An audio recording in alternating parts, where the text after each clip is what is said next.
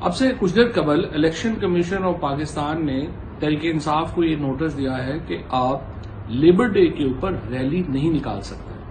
یہ حیرت انگیز بات ہے. پوری دنیا میں جو 1 مئی کی چھٹی ہے اس کا واحد مقصد یہ ہے کہ آپ شکاگو کے مزدوروں کے ساتھ ساتھ اپنے ملک کے مزدوروں کے جو موقف ہے، جو ان کی حالت اظہار ہے، جو ان کے حقوق ہے، اس کے ساتھ کھڑے ہونے میں آپ نظر آئیں.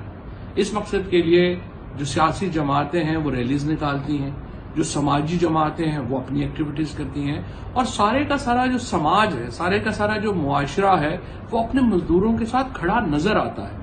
یہ حیران کن بات ہے کہ 1 مئی کو کہا جائے کہ آپ ریلی نہیں نکال سکتے.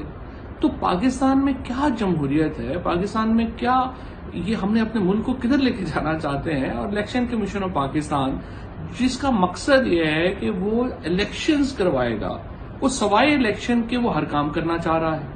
ریلیز پہ پابندیاں لگا رہا ہے، لیڈرشپ کے کو جو ہے وہ نوٹسز بھیج رہا ہے، اور جو ان کا کردار ہے ہر عمل سے وہ ثابت کرتے ہیں کہ وہ جانبدار ہیں، اور یہ بھی اسی جانب انفارچونیٹلی ایک قدم ہے.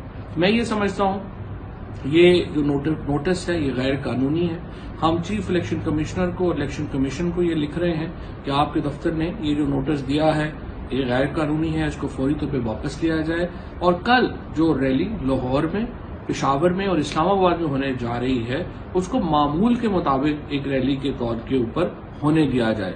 کیونکہ اگر پاکستان میں مزدوروں کے حقوق کے لیے آپ باہر نہیں نکل سکتے، آپ اپنے مزدوروں کو یہ نہیں بتا سکتے کہ پورا معاشرہ، سیاسی جماعتیں آپ کے حقوق کے لیے کھڑی ہیں، تو مجھے اب بتائیے آپ کب اور کیسے اپنی پولیٹیکل ایکٹیویٹی کر سکتے ہیں؟